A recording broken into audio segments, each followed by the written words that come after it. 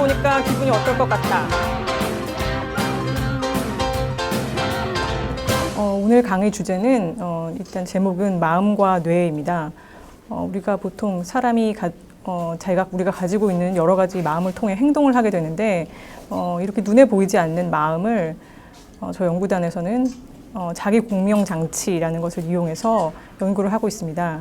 뇌로부터 마음이 나온다고 믿고 그 뇌를 이 장치를 이용해서 연구를 하는 것인데요. 그렇게 해서 어떻게 해서 두뇌에서 일어나는 작용이 우리가 모두 다 직관적으로 알고 있는 마음이 되어 나타날 수 있는지에 관해서 오늘 강의를 하려고 합니다. 마음이라는 주제가 사실 우리 모두가 다 알고 있는 거고 우리 자신에 대한 이야기인데요. 이 바탕에 깔려있는 뇌의 작용이라는 게 무엇인지 그런 호기심을 불러일으킬 수 있는 강의였으면 하는 바람입니다.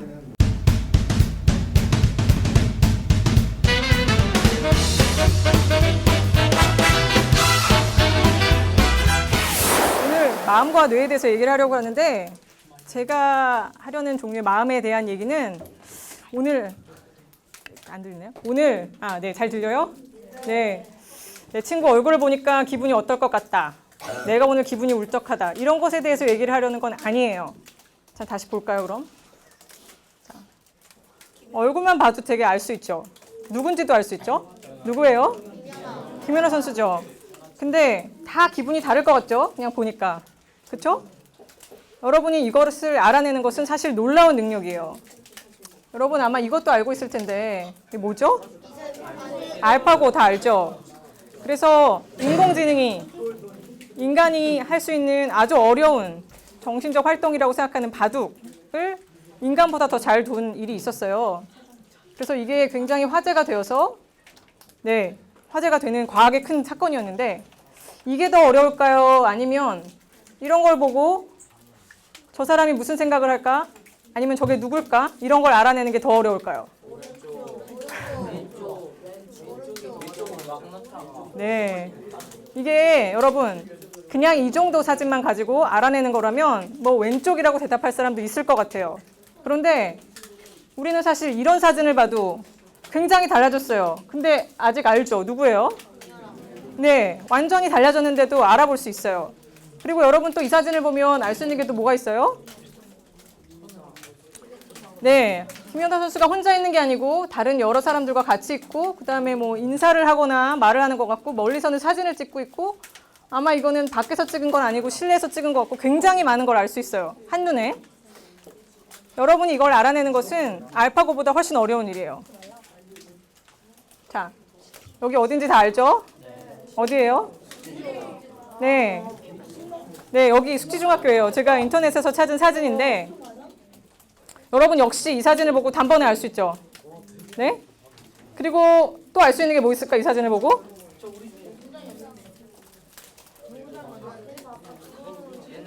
네, 옛날 사진이다. 지금은 이렇지 않다. 나도 더 밝았다. 배구 코트가 저렇게 돼 있잖아요. 네, 그러니까 지금과는 다르다. 그런 것도 알 수 있고 그다음에 아마 날씨가 맑은 날에 사진을 찍었을 것이다. 그렇죠? 뿐만 아니라 여러분이 여러 이 학교와 관련된 기억들도 날 거예요. 좋은 일이든 나쁜 일이든. 그렇죠? 그런 걸 어떻게 알아보는 걸까에 대한 거예요. 그래서 마음과 뇌라고 했으니 이제 뇌 얘기를 잠깐만 해보면 저런 장면을 보고 여러분이 알아낼 수 있는 정보는 무수히 많아요. 그런데 사실은 그 많은 정보는 이 사진 속에 있는 건 아니에요.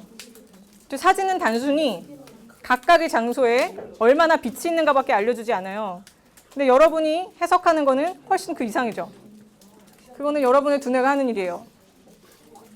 근데 그게 한 번에 될 수 있는 것은 아니고 눈을 거쳐서 들어온 정보가 굉장히 여러 단계의 두뇌 영역을 거쳐서 여러분이 지금 보고 있는 것과 같은 정보를 알아내는 거예요. 또 놀라운 것은 그 정보가 눈에서 뇌의 다른 부위로만 흘러가지 않고 그 더 위에 있던 부위에서 아래로 흘러내려오기도 해요. 그래서 내가 세상에 대해 알고 있는 게 내가 보는 것에 영향을 미치기도 해요. 더 볼까요? 또 하나는 우리는 기억도 할 수 있어요. 그래서 이게 내 눈앞에 있지 않더라도 떠올릴 수 있죠. 얼마든지.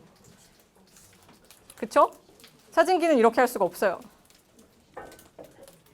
그래서 오늘 하려는 얘기는 여러분이 보는 게 무엇인가에 관한 얘기예요. 보는 것이 시작하는 아주 시작점이 있어요. 눈이죠, 눈. 네, 여러분이 눈 알을, 안구를 이렇게 잘라서 보면 이렇게 생겼어요. 재미있는 거는 여러분이 빛이 여기서 들어오면 렌즈를 통해서 뒤에 있는 망막에 상이 맺히는 거거든요. 근데 이 망막에 빛에 반응하는 세포들이 이렇게 있어요. 그런데 얘네들이 재밌게도 빛에 반응하는 세포가 맨 앞에 있고 거기로부터 들어온 신호가 차례로 뒤로 가는 게 아니라 빛에 반응하는 세포가 망막에 가장 가까이 있고 앞에 신경다발이 이렇게 나와 있어요. 그리고 그 신경다발이 다시 뒤로 들어가는 거예요. 카메라라면 굉장히 바보 같은 디자인이죠. 상을 잘 찍어야 되는데 그 앞에 막 뭐가 있는 거예요. 근데 신기한 거는 우리가 볼 때 우리 신경다발이 보여요? 전혀 보이지 않죠. 신경다발만 있는 게 아니에요. 그 옆에 혈관들도 있어요. 보여요? 보이지 않죠. 그거는 여러분의 두뇌가 알아서 걸러주는 거예요. 또 볼까요? 이거는 이제 그 망막에 있는 세포들이 어떻게 분포해 있을까, 공간적으로. 그걸 그려놓은 것인데, 재밌는 거는 여기 블라인드 스팟이라고 써 있는 게 있어요. 맹점이라고 하는데, 아까 제가 신경다발이 뒤로 들어간다고 했잖아요. 컴퓨터 코드를 생각해 보세요. 그렇게 들어가는 부분에는 빛에 반응하는 세포들이 없어요. 그러면 거기에 빛이 들어오면 여러분은 볼 수가 없는 거예요. 근데 여러분이 볼 때 아무것도 안 보이는 이렇게 까만 점 같은 게 보여요? 보여요? 평소에 전혀 모르겠죠? 여러분의 블라인드 스팟을 볼 수 있는 방법이 있어요. 이렇게 앞으로 팔을 이렇게 내밀어 보세요. 손을 이렇게 하고 그리고 한쪽 눈을 감아보세요. 왼눈을 감아보세요. 왼쪽 눈을 감고 오른쪽 눈으로 왼쪽 손가락을 보세요. 손가락 끝. 그 다음에 오른쪽 손가락 끝이 아직 보이는지 보세요. 자, 보이면 서서히 왼쪽 오른쪽으로 왔다 갔다 하면서 안 보이는 데를 찾아보세요. 왼쪽 안 보여. 네, 손가락 끝이 사라지는 부분이 있을 거예요. 네, 아무것도 없는 배경에 놓고 해보세요.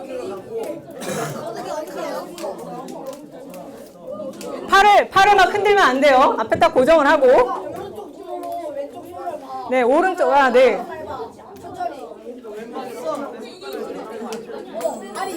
자, 여기 이 학생. 이름 뭐예요?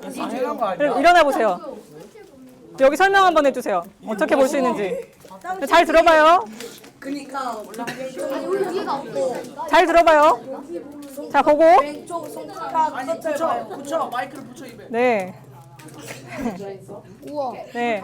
왼쪽 손가락 끝을 봐요. 오른쪽 눈을 감고 왼쪽 손가락 끝을 보세요. 그리고 그리고 오른쪽 손가락을 왔다 갔다 하면서 오른쪽 손가락이 어디서 사라지는지. 오른쪽 그러니까 오른쪽 왼쪽을 한 바퀴 돌아야 돼요. 왼쪽 눈을 감고 오른쪽 눈으로 왼쪽 손가락을 보는 거예요. 이렇게. 그러다 보면 오른쪽 손가락이 사라지는 부분이 있어요. 같이 움직이면 안 돼요. 제가 다시 해볼게요. 아니 우리가 없어서. 네, 손가락 끝이 없어져요. 우리가 없어서. 네. 바로 또 줘. 두 손을 같이 움직이는 게 아니에요. 손가락 끝만 사라질 거예요. 네. 자, 본 사람. 손가락 사라진 사람. 사라진 거 본 사람. 네. 지금 못 본 사람도 있을 텐데 못 본 사람은 다 끝나고 쉬는 시간에 본 친구들한테 물어보세요. 어떻게 봤는지. 네. 자, 그게 여러분의 블라인드 스팟이에요. 근데 재밌는 건 뭐예요? 평소에 보여요, 이런 게? 아니요. 평소에는 볼 수가 없어요. 왜 평소엔 볼 수가 없을까? 그런데 여러분, 그 블라인드 스팟은 여러분 눈에 계속 있는 거예요. 근데 왜 평소에는 그런 게 안 보이고 다 잘 보이는 것 같은 기분이 들까? 왜 그럴까요? 기분 탓. 그 좋은 대답이에요. 익숙해져서. 여러분 두뇌가 알아서 채워준 거예요. 없는 정보를. 네, 이상하라고 하는 얘기예요. 또 한 가지는 눈이 두 개잖아요. 한쪽 눈의 블라인드 스팟을 다른 쪽 눈이 커버해 주는 거예요. 그래서 평소에는 잘 보이지 않아요. 여러분 블라인드 스팟의 크기를 재볼 수도 있어요. 이렇게 해서 사라지는 어디부터 사라지고 다시 보이나? 그 크기가 커서 깜짝 놀랄 거예요. 자, 그리고 근데 그것만 이상한 게 아니에요, 여러분. 또 무슨 이상한 점이 있냐면 여러분 이렇게 손을 내밀면 이거는 이상한 게 바로 보이는 건 아니지만 여러분이 정말로 무언가를 잘 볼 수 있는 여러분 눈에서 그런 부분은 아주 조금밖에 없어요. 그 크기가 얼마나냐면 여러분이 이렇게 앞으로 손을 쭉 뻗어서 손가락을 봤을 때 엄지손톱 정도 크기. 엄지손톱이 너무 큰 사람은 둘째 손톱 정도 크기만 여러분 시력이 아주 좋고 나머지는 여러분 시력이 그다지 좋지 않아요. 여기 보면 여기 코온이라고 되어 있는 게 있죠. 이게 빛에 반응하는 세포 중에 하나인데 가운데만 아주 엄청나게 많고 밖으로 갈수록 없어요. 그래서 사실은 여러분이 이런 사진을 보면 이렇게 보여야 돼요. 가운데만 잘 보이고 밖에는 사실은 여러분의 시력이 이 정도밖에 되지 않아요. 가운데만 저렇게 잘 보이고 근데 그럼에도 불구하고 여러분이 보통 주위를 둘러볼 때 이렇게 보여요? 다 잘 보이는 것 같죠? 네, 그것도 마찬가지로 여러분의 두뇌가 그렇게 만들어주는 거예요. 자, 그래서 이렇게 복잡한 처리를 하려면 많은 그 세포들이 필요해요. 그래서 여러분 두뇌에서 시각이 차지하는 비중은 아주 커요. 이거는 원숭이의 경우인데 이 뒤에 이 정도 3분의 1 가량 시각에 관여하는 두뇌 피질이라고 말할 수 있어요. 사람은 어떨까? 사람은 그보다도 더 많아요. 우리한테 굉장히 시각 정보가 중요해요. 그래서 그것을 처리하는데 그 관여하는 두뇌 피질의 양도 아주 많아요. 볼까요? 또 하나 재미있는 사실이 있어요. 우리가 보고 있는 이 세상이 그냥 그대로 두뇌에 들어오는 게 아니에요. 여러분이 무엇인가 물체를 바라보고 있으면 제가 예를 들어 구준영 학생 코를 이렇게 바라보고 있으면 구준영 학생을 기준으로 오른쪽에 있는 이 모든 장면은 두뇌의 왼쪽으로 들어가요. 그리고 구준영 학생 왼쪽에 있는 모든 학생들은 두뇌의 오른쪽으로 들어가요. 그렇죠? 그러면 이 전체 상이 그대로 들어가는 게 아니라 반이 잘려서 바뀌어서 들어가는 거예요. 자, 그것뿐만이 아니라 이게 또 뒤집어지기까지 해요. 거꾸로. 머리가 두뇌에 이렇게 들어가는 게 아니라 머리가 아래로 이렇게 뒤집어져요. 결국 들어가는 상이 이렇게 되거든요. 위아래가 뒤집어지고 그 다음에 내가 보고 있는 가운데가 훨씬 확대된 이런 형태예요. 그런데 세상이 이렇게 보여요? 아니죠. 이렇게 보이지 않아요. 역시 마찬가지로 여러분의 두뇌가 만들어주는 거예요. 자, 계속 가볼까요? 자, 이런 여러 가지 것들이 있어요. 여러분 망막에 맺히는 상은 아까 얘기했듯이 뒤집어져 있어요. 그리고 잘 보이는 지점만 있고 나머지 부분은 잘 안 보여요. 더군다나 그 앞에 신경다발, 혈관 이런 게 잔뜩 있어요. 또 아까 본 블라인드 스팟, 전혀 보이지 않는 부분도 있어요. 그런데 우리가 보는 세상은 전혀 그렇지 않아요. 다 잘 보이는 것 같죠? 안 보이는 부분 없이. 그래서 어떻게 이런 것이 가능할까? 그런 것에 대한 연구예요. 자, 눈이 사실은 카메라랑 비슷한 면이 있어요. 근데 눈과 카메라가 다른 점은 무엇일까? 카메라는 멀리까지 못 봐요. 망원 렌즈 쓰면 굉장히 멀리 있는 것도 볼 수 있어요. 스스로 움직이지 못해요. 카메라는 카메라 스스로 움직이지 못해요. 예, 그래서 전동 장치를 달았다고 칩시다. 그럼 움직일 수 있죠. 카메라는 기계예요. 기계에 누가 그랬어요 지금 방금? 뭐라 그랬어요? 다시 한번 얘기해봐요. 네, 카메라는 자기가 찍는 게 무엇인지 몰라요. 그게 결정적으로 다른 점이에요. 사람이 보는 것처럼 보려면 사실은 카메라에 알파고보다 더 훌륭한 인공지능을 달아야 우리가 할 수 있는 것처럼 할 수 있는 거예요. 그리고 또 이런 게 있죠. 자, 이거 보면 여러분 두 가지로 다르게 볼 수 있어요. 입체요. 입체 맞아요. 근데 이게 위로 오는 거랑 그 다음에 이게 위로 오는 거랑 다르게 뒤집을 수 있어요. 깊이를 왔다 갔다. 그거 십자가처럼 보이는데. 네. 되게 기분이 다르죠. 근데 제가 이 사진을 바꾸고 있는 건 아니에요. 사진은 계속 똑같아요. 만약에 카메라라면 같은 장면을 계속 찍고 있는 거예요. 근데 여러분이 해석이 바뀌는 거예요. 자, 이거 볼까? 이거 뭘로 보여요? 토끼. 오리. 왔다 갔다. 그냥 무섭게 생겼는데. 사람이 보는 관점마다 다 달라요. 네, 해석에 따라 달라지는 거예요. 똑같은 사진이에요. 역시 마찬가지예요. 그래서 여러분의 두뇌가 해석을 해주는 거예요. 여러분한테. 자, 볼까요? 그래서 자, 여기까지는 이제 시각에 대해서 계속 얘기를 했는데 좋아요. 그러면 이거를 제가 계속 두뇌에서 하는 일이라고 했잖아요. 어떻게 연구할 수 있을까? 자, 이게 굉장히 초창기에 나왔던 연구인데 지금으로부터 약 25년 전쯤 된 연구예요. 나왔을 때는 정말 굉장했어요. 근데 이런 자극을 보여주고 이런 그림을 보여주고 깜빡깜빡 하는 거예요. 그러면서 두뇌를 찍어봤어요. 근데 그러면 이런 그림을 딱 볼 수 있을까 여기서? 이럴 수 없어요. 이런 걸 보는 게 아니에요. 이런 형태로 보이지 않아요. 그래서 네, 저 그림을 저런 두뇌 사진을 어떻게 얻는지에 대해서 조금 얘기를 할게요. 그래서 오늘 얘기할 게 MRI예요. MRI. 여러분 병원에서 MRI 사진 찍어본 사람? 저요. 네. 거기서 찍은 MRI는 여기 보여주는 것처럼 이런 거예요. 두뇌의 구조를 보여주는 거예요. 내가 작아요. 아, 이거는 그냥 실제 심슨의 뇌가 아니에요, 물론. 그런데 오늘 얘기하려는 MRI는 앞에 F가 붙어요. 저게 뭐냐면 functional이란 뜻인데 기능을 본다는 거예요. 뇌의 구조를 보는 게 아니라 뇌의 기능을 본다는 얘기예요. 이런 거죠. 자, 구조를 보는 게 아니라 각각의 뇌 부위들이 무엇을 하는 것인가 이런 걸 보는 거예요. 자, MRI랑 fMRI를 비교를 해보면 해상도가 이렇게 달라요. MRI는 구조를 보는 건데 굉장히 선명하게 보이죠. fMRI는 이렇게 잘 안 보이긴 해요. 구체적으로 그래서 해상도가 다르고 그런데 제가 계속 기능을 보는 거라고 얘기를 하는데 기능을 어떻게 보는 거지? 어떻게 보는 걸까? 여러분이 막 열심히 여러분의 두뇌가 활동을 하면 뭘 쓸까요? 에너지가 필요하겠죠. 근데 우리 두뇌에는 에너지가 어떤 형태로 갈까요? 아, 전기. 아, 탄수화물. 아, 피인데 피 안에 뭐가 들어있죠? 예, 피가 혈액이죠. 피 안에 뭐가 들어있죠? 아, 포도당. 네, 포도당 들어있어요. 또 적혈구 안에 산소. 네, 산소가 들어있어요. 그래서 여러분의 두뇌의 어떤 부위에서 활동을 많이 하게 되면 산소가 많이 가요. 그러면 그 산소가 올라간 대로 이 fMRI라는 기계가 탐지할 수 있는 신호가 올라가요.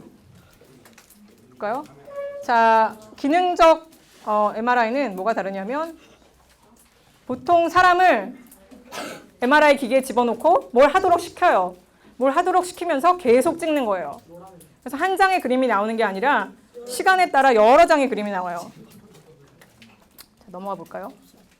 근데 이 원리는 사실은 굉장히 간단해요. 이 원리를 지금의 MRI랑은 많이 다르지만 예전에 1900년대에 살았던 사람, 1910년? 이렇게 살았던 사람이 생각했던 것도 있어요. 사람을 아주 잘 균형이 잡힌 시소, 이런 테이블 위에 올려놓고 그 사람한테 아주 어려운 수학 문제를 풀라고 해요. 그러면 어려운 수학 문제를 풀면 두뇌가 활동을 많이 하겠죠. 그러면 피가 몰리겠죠. 그러면 무거워지겠죠. 그래서 이렇게 기울어질 거예요. 사실은 지금은 이게 와 저렇게 간단한 생각이라니 이렇게 생각을 하지만 이 당시에는 대단한 생각이었어요. 근데 요즘에 MRI 기계는 뭐 이렇게 생기진 않았어요. 그래서 MRI 기계는 여기 성균관대에 있는 MRI 기계는 이렇게 생겼어요. 맞아 저거 맞아. 네, 그래서 이 안에 사람을 집어넣고 들어가서 실험을 하는 거예요. 알아. 너다 빼다 너다 어디 보자. 그래서 이런 걸 보여주면 얻어지는 이미지는 이런 거예요. 여기서 한 연구는 이걸 막 깜빡 한참 보여주고 아무것도 안 보여줘요. 한참 동안. 1분 동안 또 깜빡 막 보여주고 또 안 보여줘요. 그래서 그 두 가지를 비교를 하는 거예요. 비교를 해봤더니 눈도 나빠질 수 있어요.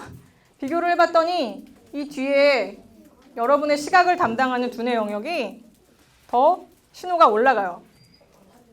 그래서 이렇게 보면 아까 제가 뭐라고 했죠? 오른쪽에 있는 것들은 두뇌 왼쪽으로 들어가죠. 왼쪽에서 보이는 것들은 오른쪽으로 들어가요. 그래서 여기 그림을 보면 오른쪽에서 깜빡하면 왼쪽에, 왼쪽에서 깜빡하면 오른쪽에. 저런 활동을 볼 수가 있어요. 이건 구조가 아니라 기능을 보는 거예요. 자, 그럼 넘어가 볼까요? 그래서 사람들이 알아낸 것은 우리 두뇌의 뒷부분, 여러분 여기 뒤통수, 거기에 시각을 담당하는 영역이 있어요. 그래서 뒤통수를 세게 탁 맞으면 별이 보일 때가 있어요. 번쩍하고. 그거는 눈에서 신호가 들어가는 게 아니라 여러분이 직접 여러분의 시각 피지를 활동을 시킨 거예요. 자, 그래서 이런 시각 지도를 얻을 수가 있어요. 자, 넘어가 볼까요? 자, 그런데 여기서 이제 끝난 게 아니에요. 우리의 시각은 이거보다 훨씬 더 복잡해요. 자, 뒤통수는 지금 때리지 말고. 자, 넘어가 볼게요. 자, 여기 자동차가 지나갈 건데 한번 잘 보세요. 뒤에 자동차가 지나가죠?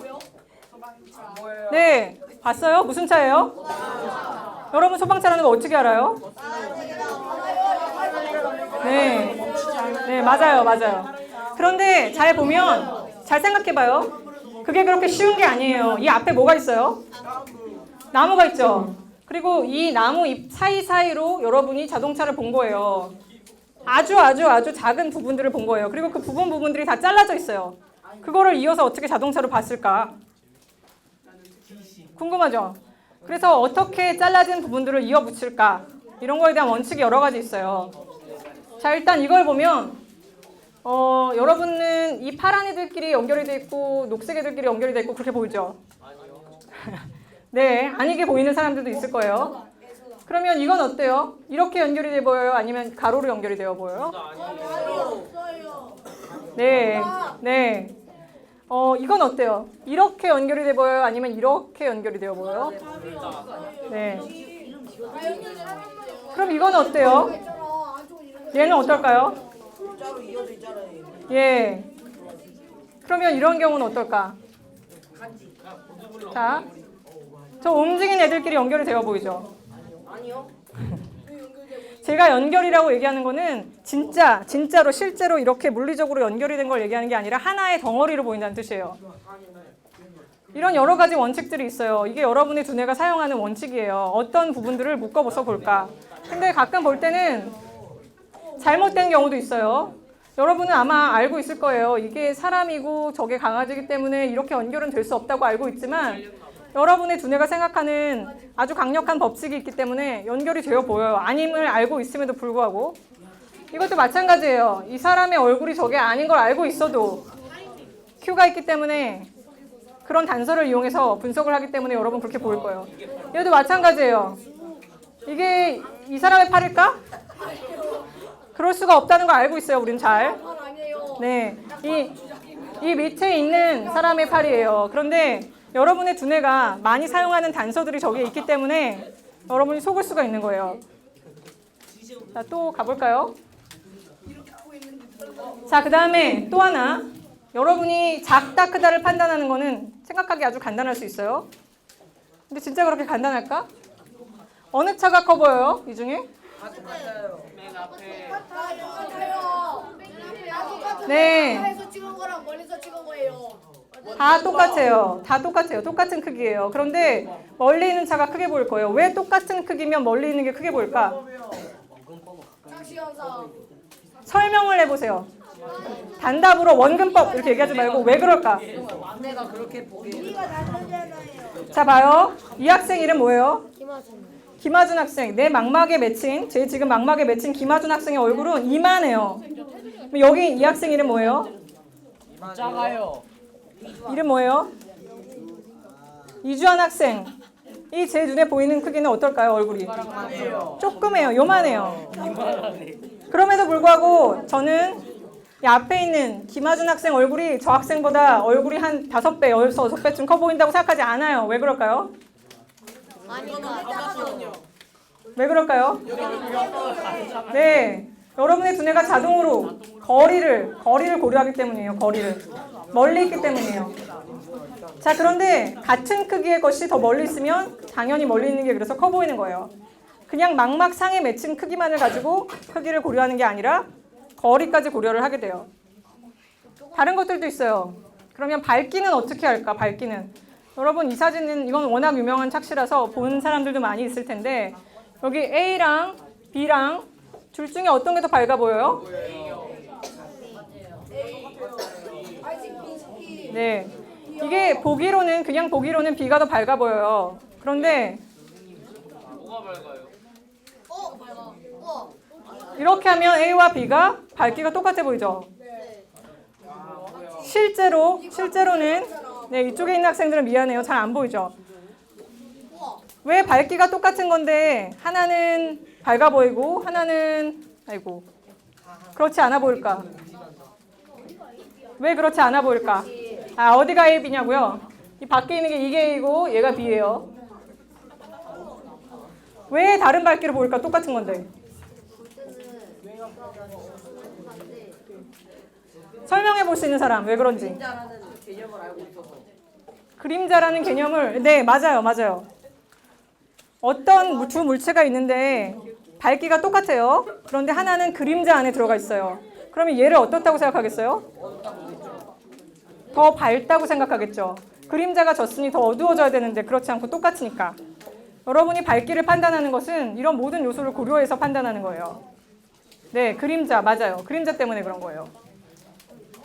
자, 그래서 넘어가면 이렇게 우리 두뇌는 망막에 있는 상 그대로 판단하는 게 아니라 여러 가지 요소를 고려해서 우리의 지각을 만들어내는 건데 또 한 가지 요소가 있어요.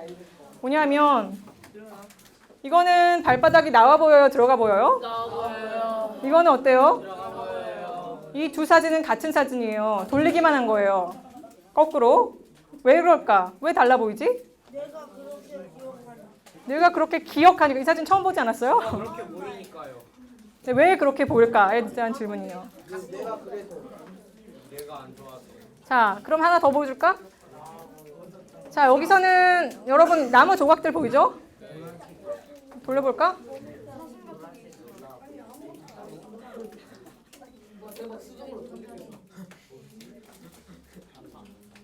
어느 순간에 사슴이 보일 거예요. 사슴이 보이고 나면 나무 조각으로 돌아가기가 어려워요. 우와, 대박이다. 사슴이 튀어나오고. 사슴이 튀어나와 보이죠? 다시 돌아갑니다, 그럼. 오, 나무가 다 튀어나오고 있지? 뭐지? 왜 갑자기 나무가 튀어나왔지? 사슴이 돌아가죠. 지금 돌아가서 멈추면 다시. 우와, 다시 나무 조각으로 보이죠? 우와, 진짜 많네. 이거 왜 그럴까요? 이거 왜 그럴까요? 사슴 대박이라서 안 보이는 다시 더. 이거 왜 그럴까요? 사진이 달라지지 않았어요. 사진이 완전 똑같은 거예요. 돌리기만 한 거예요. 돌리기만. 다시 볼까? 왜 갑자기 색이 밝아져요? 그니까요. 돌리는 순간 색이 밝아지네. 최소음을 들어가 있으라고 하는 거예요? 자, 지금 이제 질문을 해볼게요. 이거는 그러면 어떻게 들어가 보였던 게 나오게 바뀌지? 어떻게 그럴까요? 자기가 생각하는 거는 보이니까. 그런데 그 생각하는 게 왜 그렇게 생각하게 됐을까? 사슴이 모여서 사슴만 색깔 셔도 때문에. 사슴아 집중해. 여러분 지금 저 그림자가 지어있는 방향이 달라요. 그런데 우리는 다 지구상에서 살고 있잖아요. 그러면 햇빛은 어디서 와요? 항상 위에서 와요. 아래부터 빛이 올라오는 일은 거의 드물어요. 그래서 여러분의 두뇌가 가지고 있는 굉장히 큰 가정은 빛은 항상 위에서 온다. 이런 거예요. 그래서 그늘이 이 방향으로 지면 그거는 들어간 거예요? 나온 거예요? 들어간 거예요. 반대 방향으로 그늘이 지면 튀어나온 거예요. 똑같은 거라도. 그래서 여러분이 쌓아온 가정 때문에, 빛에 대한 가정 때문에 그렇게 보이는 거예요. 넘어가 보죠. 자, 대부분의 경우에는 여러분의 두뇌가 잘 풀어요. 망막에 비친 상을 가지고 여러분이 이미 알고 있는 게 많기 때문에 구성을 잘 해요. 근데 이렇게 굉장히 헷갈리는 경우가 있죠. 어느 사람의 머리일까? 이 사람은 다리가 4개일까? 물론 아닌 걸 알고 있어요. 그런데 순간적으로 알아보지 못하는 일이 생기죠. 여러분의 두뇌가 가지고 있는 가정에 맞지 않기 때문이에요. 그래서 이렇게 큰 시각 피지를 가지고 여러분의 두뇌가 하는 일은 퍼즐을 푸는 거예요. 넘어가 볼게요. 자, 그러면 뭐 다른 걸 한번 또 해볼까요? 뭘로 보이죠? 낙타. 거북이, 이거 거북이요? 뭔지 알겠어요? 이게 원래 그림이에요. 달라 보이죠? 아마 처음에 여러분이 아무것도 모르고 이 그림을 봤을 때랑 원본 사진이 뭔지 알고 봤을 때랑 달라 보일 거예요. 그런데 물론 사진상에 아무것도 바꾸지 않았어요. 달라진 점은 여러분이 그 그림이 무엇인지 알게 된 거죠. 그래서 여러분이 알고 있는 바가 여러분이 보는 것에 영향을 미치는 거예요. 자, 넘어가 보죠. 그래서 여러분의 두뇌는 여러 가지 일을 많이 해요. 그런데 여러분의 두뇌가, 여러분 스위스 나이프 다 알아요? 이런 것처럼 특정한 무엇을 잘하는 것들이 연결이 되어 있는 걸까? 아니면 그냥 반죽처럼 그냥 모든 것을 다 할 수 있는 애들이 다 섞여 있는 걸까?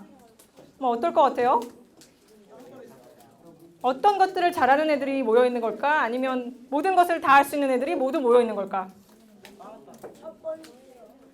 네, 오늘 들어줄 예들은 거의 첫 번째에 해당하는 것들이에요. 일단은 우리 두뇌에는 언어를 담당하는 영역이 따로 있어요. 예전에 브로카라는 외과 의사가 있었는데 이 사람한테 어느 날 환자가 찾아왔어요.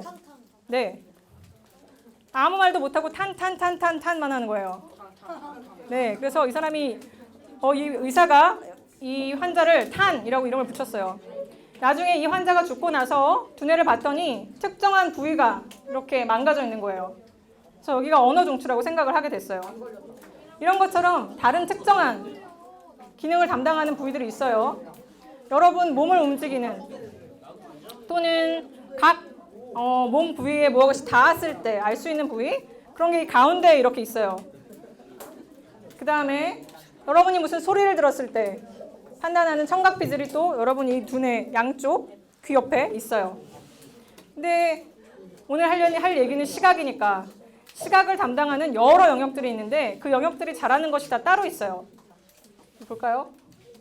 일단은 여러분이 지금 볼 수 있는 게 여러 가지 많잖아요. 색깔도 보이고 움직이는 것도 보이고 모양도 보이고 다 보여요. 근데 그 중에 제일 중요한 게 뭘까? 여러분이 많이 다 포기를 해야 되고 딱 한 가지만 할 수 있으면 뭐를 보는 게 중요할까? 내 마음을 볼 수 있으면 좋겠어요. 자, 봐요. 여러분이 숲속에서 사냥을 하려고 기다리는 사자라고 생각해봐요. 무슨 정보가 제일 중요할까? 네, 사슴인데 사슴을 알아보려면 색은 사실은 그렇게까지 중요하지 않아요. 뭐 모양도 그렇지만 움직이는 정보가 중요해요. 자, 그래서 움직이는 것에 대해서 보여줄게요. 움직이는 것. 여러분의 움직임을 담당하는 뇌세포들을 한번 바꿔보죠.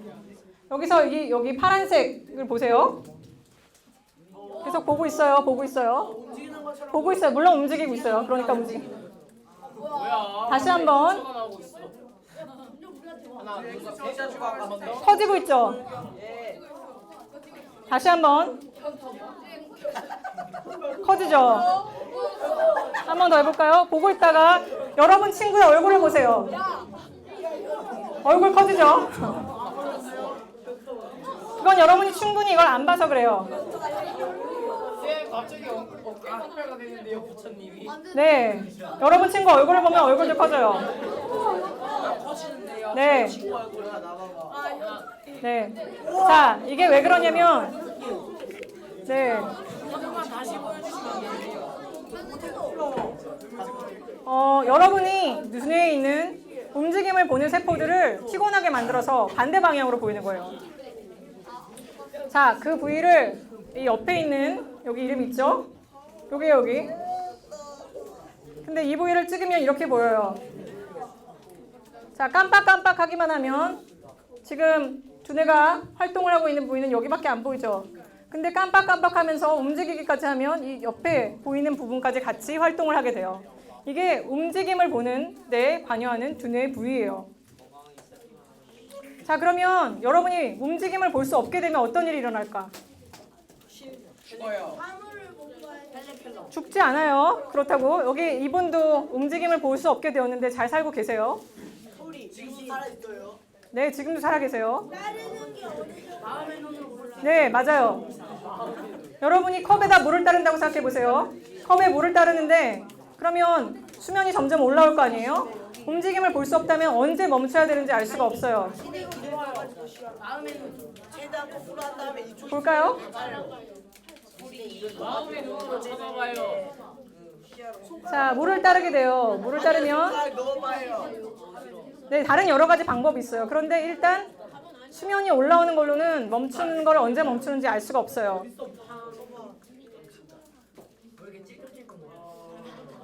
알 수가 없으니까. 자, 그 다음에 길을 건널 수 있을 것 같아요? 차가 오는 차길을 건널 수 있을 것 같아요? 차를 못 보는 건 아니에요. 차를 못 보는 건 아니지만 차가 언제쯤 나한테 부딪힐지를 알 수가 없어요. 예상할 수가 없어요. 이분이 두뇌 손상이 간 부분이 여기 있어요. 네, 이제 길을 건너려고 하는데 이런 증상이 나타난 다음부터는 혼자 길을 건너지 못하게 됐어요.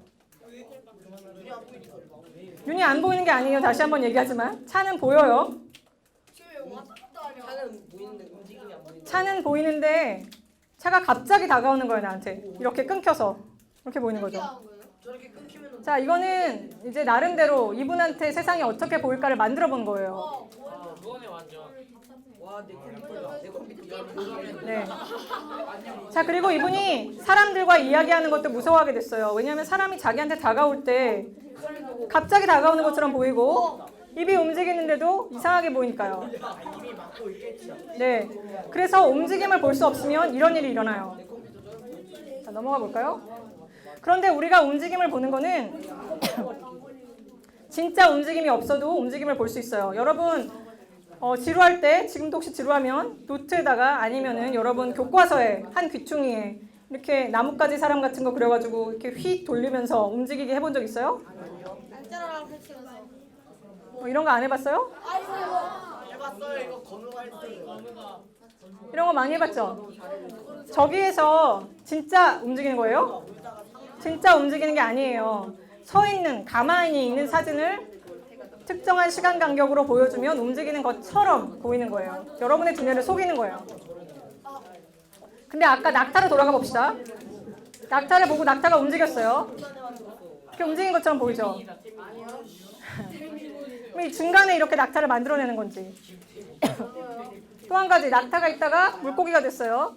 그러면 중간에 어떻게 한 거지? 낙타가 2장 보이다가 물고기가 3장 보여요. 네, 그것도 좋은 재밌는 생각이에요. 재밌는 생각이에요. 근데 낙타와 물고기로 실험을 하는 건 어려운 일이에요. 그래서 간단한 자극을 만들어봤어요.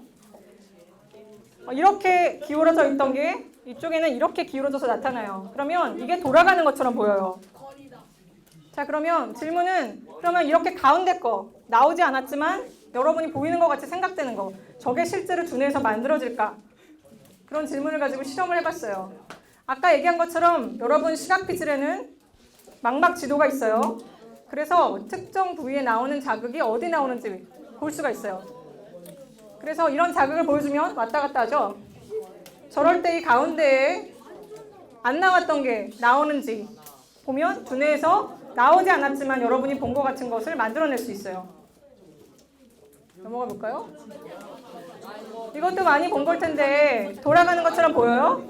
돌아가요 하나만 보면. 돌아가는 것처럼 보여요? 네, 거기선 아무것도 안 보여요. 미안해요. 돌아가는 것처럼 보여요? 자, 물론 아무것도 안 돌아가요. 이거는 멈춰있는 자극이에요. 그런데 이거는 고양이도 보여요. 고양이도 뭐가 움직인다고 생각하는 거죠. 아무것도 움직이고 있지 않은데. 그리고 여러분 제가 아까 얘기를 했잖아요. 여러분 두뇌에는 움직임을 보는 것을 담당하는 두뇌 영역이 있어요. 그 두뇌 영역도 활동을 해요. 그러니까 실제 무엇이 움직였는지가 중요한 게 아니라 여러분이 무엇이 움직였다고 느끼는지가 중요한 거예요. 자, 네. 근데 뭐가 움직이고 있어요? 아무것도 안 움직여. 이 사진에서 아무것도 안 움직여요. 그런데 마치 움직일 것 같죠? 이것을 봐도 여러분의 움직임을 담당하는 두뇌 영역이 활동을 해요. 3명 정도는.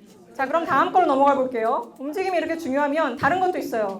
여러분이 무슨 열매를 딴다고 생각해 보세요. 그러면 뭐가 중요하겠어요? 다 먹어요. 먹어야죠. 색이 중요해요. 색이. 어떤 색인지. 자, 그 색을 알아보는 게 왜 중요할까? 과학자들이 원숭이를 연구했어요. 원숭이 중에서는 몇 색깔, 2가지 색깔밖에 구별 못하는 원숭이랑 3가지 색깔을 다 구별할 수 있는 원숭이가 있는데 이 경우에 훨씬 나무 열매 이런 거를 따는데 유리해요. 색을 볼까요? 색도 아까 움직임과 마찬가지로 여러분의 색을 담당하는 세포를 피곤하게 만들 수 있어요. 가운데를 한번 보세요. 가운데를 보고 있다가 초록색이 돌아가는 것처럼 보여요? 근데 물론 여기 초록색은 전혀 없어요. 가운데 A입니다. A. 그레이. 초록색은 전혀 나오지 않았어요. 뭐냐면 저 분홍색이 그냥 없어지는 거예요. 분홍색이 나왔던 자리에 초록색이 보이는 거예요. 알려주세요. 넘어가 볼까요? 그럼 이걸 봐요. 와 저거 가족 사진 저거 한 거. 네, 일단 여기 가운데를 보고 잠깐만 있어 보세요. 잠깐만 있어 보세요. 5만 셀게요. 하나, 둘, 셋, 넷, 5. 여기 사진 컬러로 보여요? 네. 당연히 컬러 아니에요. 흑백 사진이에요. 네. 여러분이 보고 있는 거는 아까 그 본 색깔들의 잔상이에요. 네. 지금쯤은 아마 이제 흑백으로 보일 거예요. 네. 그래서 색깔도 마찬가지로 이런 게 중요한데 색깔에서 요새 한참 유행했던 게 있어요. 무슨 색으로 보여요? 자, 검정 파랑으로 보이는 사람. 에? 검정 파랑? 그렇죠. 자, 하얀색 금색으로 보이는 사람. 하얀색 노란색. 네. 서로 지금 무슨 얘기하는지 모르겠죠? 무슨 얘기하는지 모르겠죠? 바꿀 수 있어요? 딴 걸로? 바꿔보도록 노력해 보세요.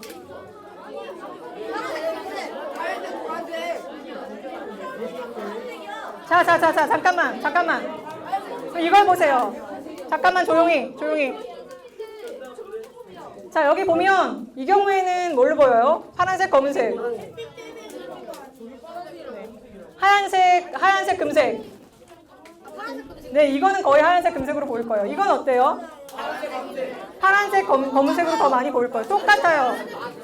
사실은 완전히 똑같아요. 네, 완전 똑같은데 여러분이 보는 색깔은 잠깐만 조용히. 자, 여러분이 보는 색깔은 지금 거의 끝났어요. 여러분이 보는 색깔은 조명과 그게 비춰주는 반사되는 것과 합쳐서 보는 거예요. 그런데 아까 그 사진에서는 여러분이 조명이 뭔지 정확히 알 수 있어요? 잘 알기가 어려워요. 무슨 조명이 비쳤는지. 그래서 어떤 사람들은 밝은 조명 아래서 사진을 찍은 거라고 생각하고, 물론 이거 여러분의 두뇌가 생각하는 거예요. 의식적으로 생각하는 게 아니고, 어떤 사람들은 그늘이라고 생각하는 거예요. 그래서 그늘 안에 들어가 있다고 생각하는 사람은 이렇게 보이는 것이고, 밝은 조명 안에 있다고 보는 사람들은 이렇게 보는 거예요. 네, 마찬가지로 여러분의 두뇌가 가지고 있는 가정 때문에 그런 거예요.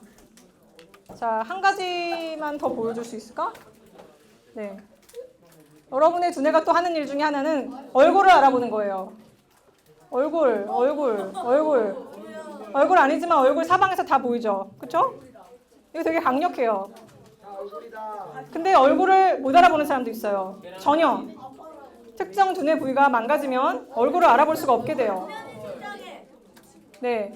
근데 이거는 원숭이에서도 볼 수 있어요. 그래서 여러분이 얼굴을 볼 때랑 다른 물체를 볼 때랑 다르게 반응하는 두뇌 부위가 있어요. 따로 있어요. 또 하나는 여러분이 살아있는 물체를 볼 때 다 마찬가지예요. 살아있는 물체가 아니지만 살아있는 물체를 보고 있죠.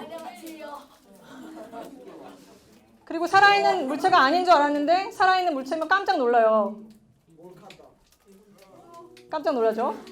그래서 여러분이 살아있는 물체를 판단하는 그런 두뇌 부위가 또 따로 있어요. 네, 다 보이죠? 엄청 간단한 자극인데도 여러분이 알아볼 수가 있어요. 남자인지 여자인지도 알아볼 수 있고, 이거는 남자고 아마도 이거는 여자겠죠? 왜요? 네. 자, 그래서 이런 걸 알아보는, 살아있는 물체가 움직이는 걸 알아보는 두뇌 부위도 따로 있어요. 자, 그래서 이런 각각의 부위들이 모여서 여러분의 시각피지를 구성하고 있는 거예요. 자, 그러면 머리 아파요. 우리들의 뇌를 보려니까 우리들의 뇌가 아프네. 네, 그래서 마지막으로 여러분의 두뇌가 시각피지를 이용해서 하는 일은 망막에 비친 상을 이용해서 밖에 진짜로 뭐가 있었을까 하고 추정해 보는 거예요. 그래서 예측을 하는 거죠. 다음에 무슨 일이 일어날까? 이거 보면 예측이 잘못되면 이런 일이 일어나요. 문을 열어줄 줄 알았는데 안 열어줬으니 부딪히는 거죠. 여러분의 시각이 하는 일이 이런 거예요. 다음에 어떤 일이 일어날까? 다음에 어떤 일이 일어날까를 예측하는 거예요.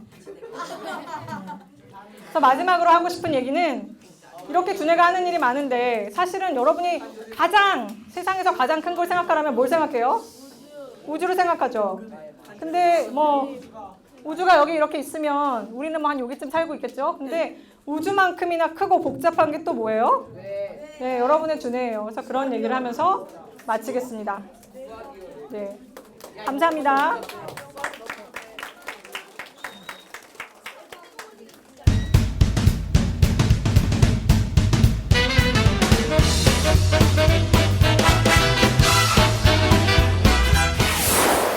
지금 이 시간은 진로와 꿈에 대한 거래요. 여러분 궁금한 거 있어요? 저는 그렇게 잘하는 게 많지 않았어요. 예를 들어서 뭐 음치고 그리고 운동도 그렇게 잘하지 못했어요. 그리고 뭐 그렇게 부지런한 것도 아니고 제가 근데 좋아하는 게 있었는데 뭐냐면 가만히 앉아가지고 생각하는 거예요. 쓸데없는 생각. 저도 그거 좋아해요. 잠자기 전에 맨날 쓸데없는 생각을 하다 보면 여러 가지가 궁금해지죠. 잠자기 전에 근데 여러분 과학자가 되려면 궁금한 게 일단 있어야 돼요. 궁금한 것으로부터 출발하는 거예요. 그래서 쓸데없는 생각을 하다가 정말 재미있는 생각을 해낼 수도 있어요. 그래서 그게 장점이 된 것 같아요. 과학자가 되고 싶은 사람 있어요? 꼭 과학자가 되려고 하지 않아도 되지만 과학자가 꾸민 사람 있어요? 아, 좋은 질문이에요. 저기 이름 뭐예요? 예, 이성현 친구가 질문했는데 과학은 왜 있는 거냐고 물어봤어요. 맞아요. 왜 있어요? 과학은 왜 있을까? 한번 대답해 볼 사람. 궁금한 거 참으면 우리나라의 과목을 풀려달라고. 아, 과목을 늘리려고. 네, 그런 이유는 아니에요. 네? 아, 들어봐요. 잠깐 조용히. 여러분 친구가 얘기한대요. 들어봐요. 과학 왜 있는 것 같아요? 방금 얘기한 얘기 해도 돼요. 궁금증을 해결하려고. 저희를 힘들게 하려고. 궁금증을 해결하려고. 그게 가장 좋은 대답이라고 생각해요. 과학은 궁금증에서 시작된 거예요. 우리 주변에 우리가 보는 이 모든 것들에 대한 궁금증 때문에 시작한 게 과학이에요. 나머지는 다 부수적인 거라고 얘기할 수 있어요. 근데 제가 저희 집에 꼬마가 있는데 초등학교 2학년이에요. 읽어주는 책이 있는데 거기 보면 이런 얘기가 나와요. 여러분이 질문을 가질 때가 있잖아요. 뭐 궁금한 게 있을 때가 있잖아요. 그러면 어떻게 해요? 네이버. 예, 요새 네이버, 구글, 지식인 뭐 이런 거 여러 가지 하죠. 그냥 알려고 하지 않아요. 알려고 하지 않으면 그 나름대로 그게 자기의 성향인 거예요. 그러면 본인이 그런 사람이니까 잘 알아두는 것도 중요해요. 아니면은 선생님께 여쭤보기도 하죠. 부모님께 여쭤보기도 하죠. 그래도 모르겠으면 도서관에 가서 책을 찾아보기도 할 친구들 많지 않을 것 같지만 요새는 인터넷이 있으니까. 근데 찾아도 답이 나오지 않을 때가 있어요. 어디서도 답을 찾을 수 없을 때 내 질문에 대한. 아버지가 다 알고 계시면 좋겠지만 모를 때가 있잖아요. 아버지가 아이씨가 저희 꼬마도 저한테 질문하는데 제가 다 대답을 해주지 못해요. 만약에 어디서도 답을 찾을 수 없는 그런 질문을 여러분이 가졌어요. 그러면 정말 좋은 질문을 자기가 갖게 된 거예요. 여러분이 그 궁금증을 계속 유지해 나갈 수 있었으면 좋겠어요. 과학자가 되려면 아까도 얘기했듯이 일단 기초를 쌓아야 되죠. 기초를. 네. 그런데 그거보다 더 앞선 거는 아까 얘기했듯이 궁금한 게 있어야 돼요. 궁금한 게. 네, 그 다음에는 그 궁금한 거 연구를 하기 위해서 필요한 것들을 배워야 돼요. 네, 그래서 일단 기초를 배우고 그 다음에 자기가 하고 싶은 연구를 할 수 있는 게 될 때까지는 네, 기본을 배워야죠. 공부 안 해도 과학자 될 수 있어요.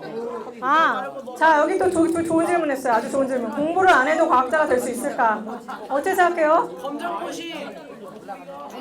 검정고시는 과학자가 되게 해주는 게 아니에요. 아인슈타인 고졸이잖아요.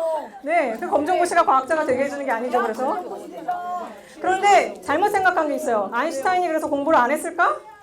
메롱. 아니요. 엄청나게 공부를 했어요. 자기가 궁금한 걸 해결하기 위해서 엄청나게 공부를 했어요. 그런 의미에서는 과학자가 공부를 안 할 수가 없어요. 과학에 관한 대학을 나와야 돼요. 과학자가 되려면 과학에 대한 대학에 나와야 돼. 아, 네, 이것도 좋은 질문이에요. 과학자가 되려면 과학에 대한 대학을 나와야 하느냐? 제 생각에는 그러니까 관련 과를 들어가야 되느냐 이런 얘기죠. 그거는 그렇게 한다면 좋을 수 있겠지만 나중에 사람이 마음이 바뀔 수도 있잖아요. 그럴 경우에는 다시 자기가 원하는 바를 찾아갈 수 있어요. 예를 들면 이런 거예요. 저는 원래 대학교에서 전공이 심리학이에요. 심리학과를 나왔어요. 근데 지금은 현재 뇌과학을 하고 있죠. 그래서 꼭 자기가 그걸 계속해 나가야 할 필요는 없어요. 자기 궁금하면 바뀔 수 있으니까. 예, 여러분 이렇게 와서 잘 듣고 그래서 오늘 이렇게 만나서 되게 반가웠고요. 제 옛날에 중학생 시절을 생각해보면 이런 강의 있을 때 가서 전 주로 잤던 것 같아요. 근데 이렇게 여러분이 자지 않고 들어줘서 물론 그러다 제가 소리를 너무 질러서 지금 목이 약간 아프긴 한데 그거보다 훨씬 전 즐거웠어요. 그래서 만나서 반가웠습니다. 네. 오늘 너무 재밌고 신나고 유익했던 시간이었던 것 같고 앞으로 이런 기회가 더 많았으면 좋겠어요.